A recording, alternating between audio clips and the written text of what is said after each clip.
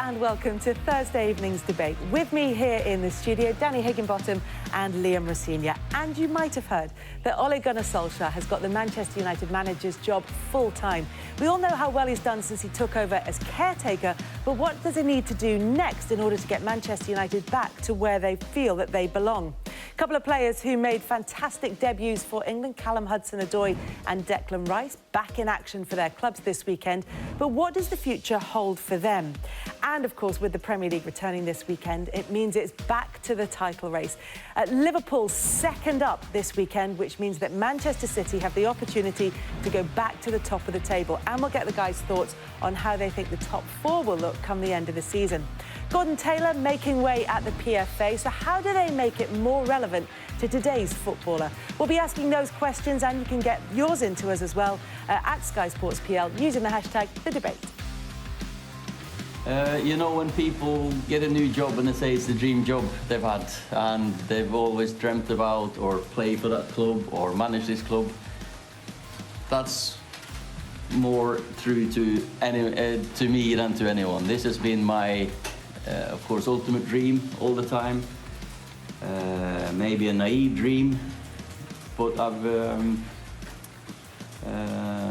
always had that dream in my mind to have this responsibility for this huge, fantastic family of a football club, and I'm so honoured and privileged to be given this fantastic responsibility to lead us forward. So, in news that will come as absolutely no surprise to anybody, Ole Gunnar Solskjaer is going to be Manchester United's permanent manager. Why now? Why announce it now, do you think? I think it was getting to the point where, you know, the silence was starting to become a little bit deafening. People maybe started to question, well, hang on a second, why are they not doing it now, especially within the international break?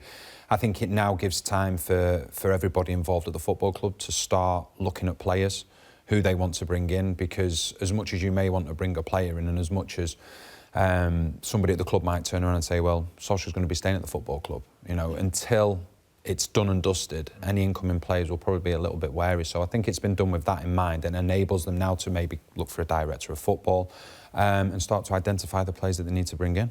We know how well he's done so far, 14 wins in 19 games. What does he have to do to keep that going?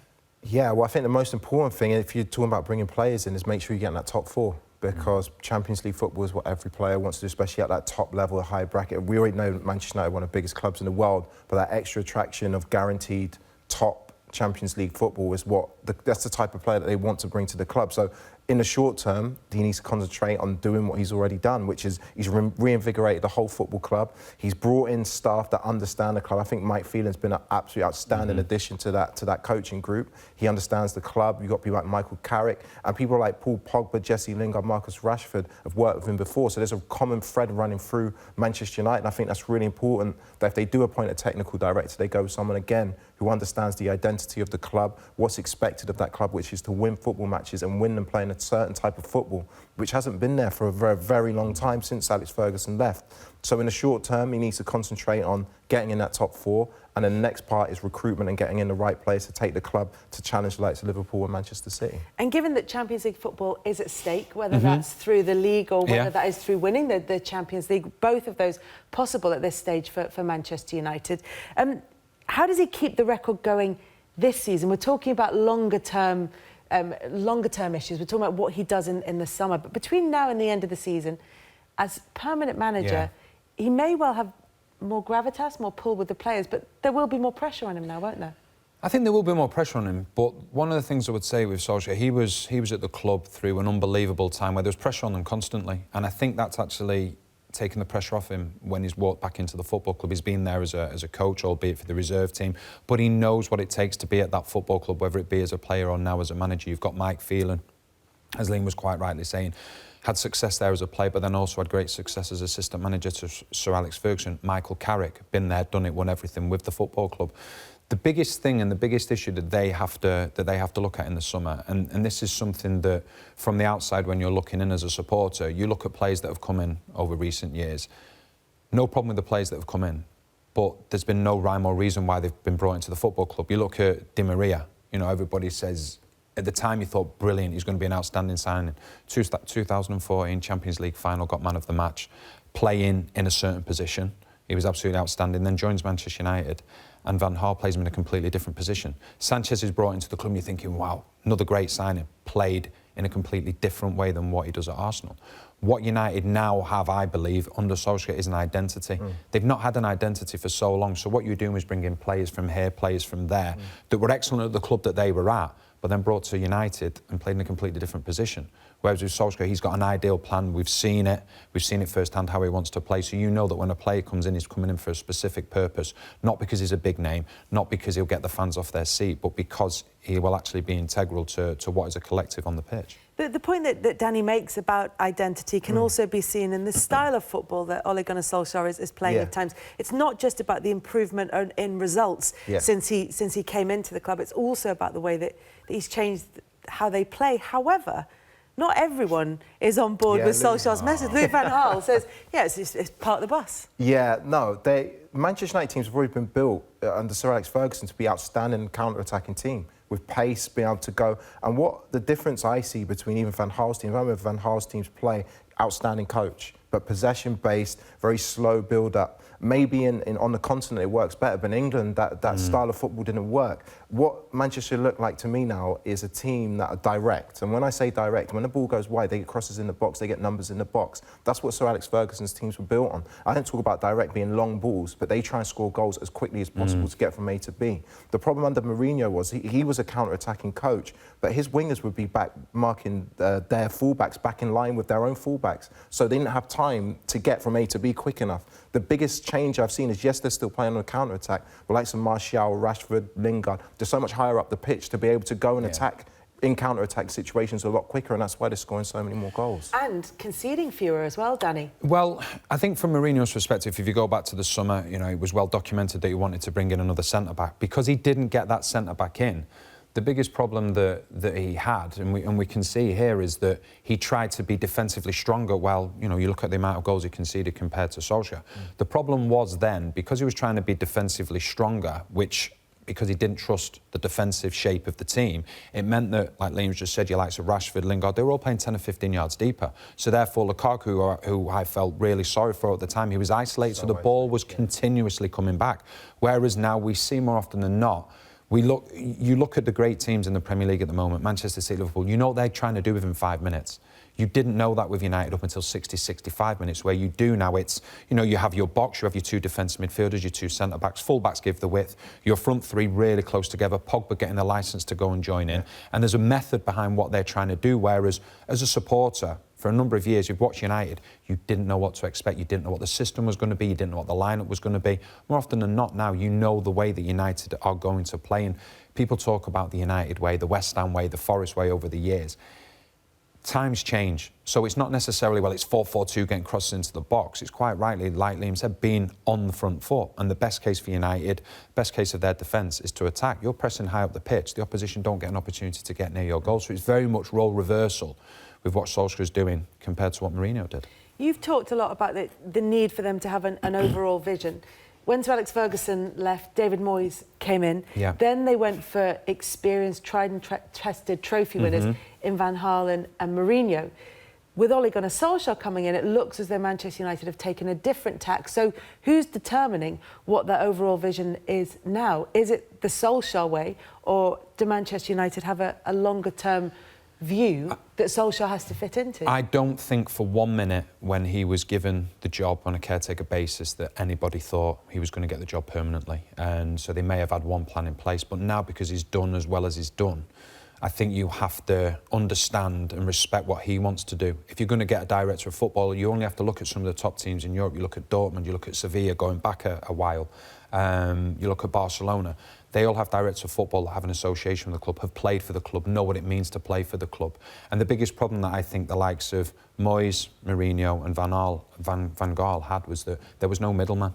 You know, people talk about Sir Alex Ferguson leaving, but quite rightly so, you talk about the effect of David Gill leaving as well. As a manager, it's harder than ever now. So the last thing you want to have to deal with is the money men behind the scenes. You want to be able to say to a director of football, this is who I want, go and get him, and if you can't get him, you need to get him. And then he can get on with managing the players on the pitch, and that's the most important thing. So in terms of bringing in a director of football, given what Danny said about somebody who has an affinity with the club or somebody who understands the way that it operates, what should Manchester United be looking for? We were speaking about it earlier, and I think Danny made a great point. He threw a great name in. I think someone like Edwin van der Sar. I think he's done the managerial administration side of things with Ajax. He understands exactly what Manchester United are built on. And I think it's right. I think if you look at most clubs now, they're going down what you would call the continental route of going technical director, director of football, head coach, because the role, like, there's so many agents involved. But a player is a brand on his own now. You have to deal with 5, 6 people surrounding one player. It's not possible for a manager to deal with the players he has to deal with, the recruitment, the scouting, setting up the academy, all of these things now. The clubs are getting so big and vast. Staff turnover is massive now. Even at Brighton, we have huge amounts of staff that we wouldn't have had even 5 years ago. You want the head coach to be concentrating on what's most important to him, which is the players and the coaching side of things. But in order for the whole club to work with synergy, you need people who are almost an extension of the head coach, working to bring in players that they know will fit into his style of football. I think Edwin van der Sar understands the way Manchester United are built on the way that they're expected to play and get results on top of that. One of the things you have to have as well is consistency from all the way up. You were saying earlier about the under-23s at Brighton. You have to mirror the first team. Now, I go back to when I was a kid and I was at the football club. I had coaches like Nobby Stiles, played for Manchester United, won the European Cup for Manchester United, Brian Kidd, Paul McGuinness, who was Wilf McGuinness's son, Jim Ryan, who had been there. They were all a version of Sir Alex Ferguson, but lower down the ladder each time. Eric Harrison, a prime example, may he rest in peace.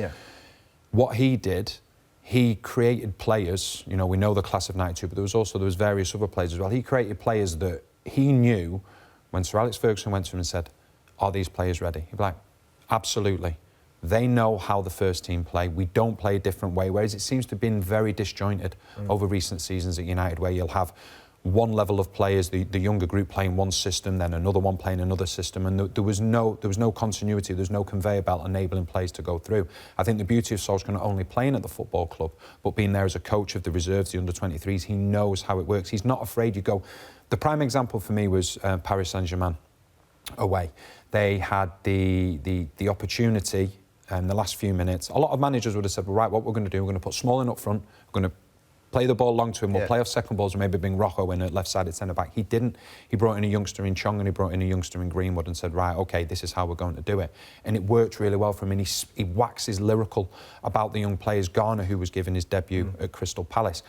He's been spoken about a Carrick of 20 years ago. Everybody, it was amazing to see when he made his debut at Crystal Palace, all the coaching staff congratulating each other and congratulating him before he even stepped foot on the pitch. Whereas I think in previous years, we've heard United managers go, I've had to use him because of injuries. It's not that way. It's amazing because who was the one manager that we spoke about before we knew the job that Solskjaer was going to do was Pochettino. Why? Because of his insistence on using young players. And that has been a key thread of Manchester United's history. You know, talk about the class of 92. I remember when Sir Alex Ferguson got rid of Hughes, Kanchelskis, Ince, everyone's saying, what's he doing? He's crazy. In comes David Beckham, who wasn't a name at the time, the Neville brothers, Giggs, Scholes. You know, that's what Manchester United is built on.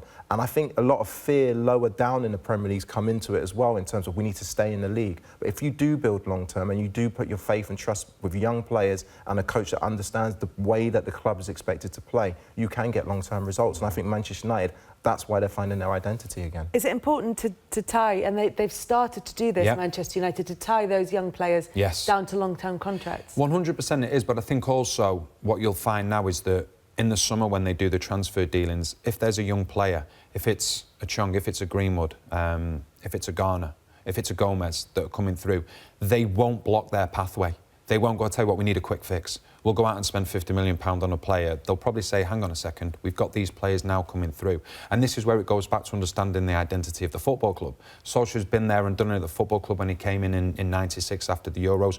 These young players were really starting to flourish. So he will have no issues whatsoever of giving youngsters a chance. And he'll probably turn around to the club and say, no, we don't need to sign X, Y or Z because we've got these younger players coming through. Let's give them an opportunity first. And you don't know how good they're going to be until they're given a chance. Marcus Rashford, one of the most exciting prospects in Europe now, one of the most exciting players in the Premier League. He was given his chance, a bit by fault, really, you know, because of injuries to a certain amount of players. He hasn't looked back. But I think now what we will see with the new development within United, there will not be a fear factor of giving young players a chance. And the United supporters, they love to see younger players coming through and they will give them so much time. Having said that, we do know, recent history tells us that they won't be afraid to go into the transfer market and pay whatever's required to get the player that they want. Is it more about having a plan of who they want rather than a sort of going for the Harlem Globetrotters type approach? It did. I think their approach was almost Harlem Globetrotters, the likes of Di Maria and Pogba's been outstanding. Now, it was always about big names, and it wasn't in the right position. So if I look at Manchester United's team, where they need strengthening, definitely a centre-half, definitely a right-back, definitely a defensive midfield player, considering what happens with Herrera in the summer. They're not what you would say are the glamorous positions on a football pitch, but they're just as important, and they're the basis to let your Rashfords go and express themselves, your Pogbas go and express themselves. So it's going to be, I know for a fact that Solskjaer will be identifying those positions before the forward positions, and that's what Man United have needed for a very, very long time. Is that where he's going to be concentrating? I think so, and I think what you have to do is look at United over the last couple of years, and you've got to wonder to yourself some of the commercial aspects. Were players signed because it was great commercially? It's not acceptable, not for a club like United. And you look the right-back position, the defensive midfield position and the centre-back position, I think that is something that we'll look at, because what he's got now going forward, he's got a variety of different players now, and you know they're going to score goals, but it's just that extra level, and can they bring certain players in certain areas?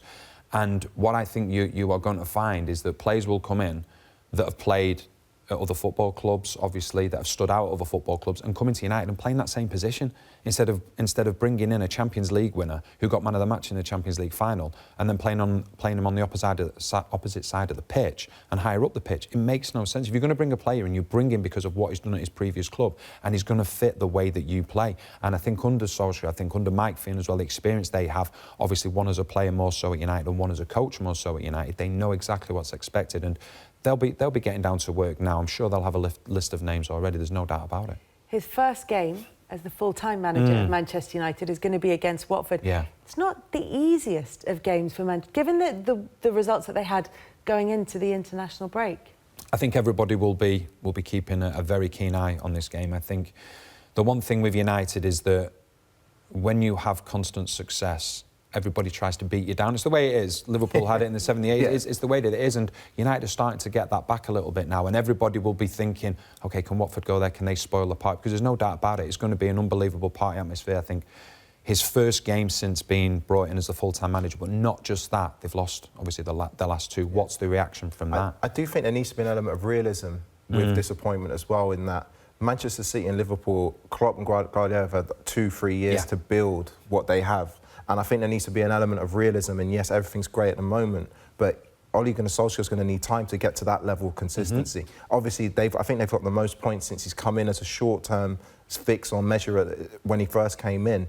But they're still away from the functional systems that Liverpool. We know the way Liverpool are going to play every week. We know the way that Manchester City are going to play every week. Their points totals say that. So what's going to be very important in the summer is we're really going to see the way that Ole Gunnar Solskjaer is going to want to play, because he's going to have a pick of some of the world's best players. You're going to see a real system that he's going to put in place. And the real challenge for him is, can he bridge the gap to those two top clubs? They are, at the moment, as much as it pains me to say as a Man United fan, the two best clubs in the country at the moment. Yeah, by a distance.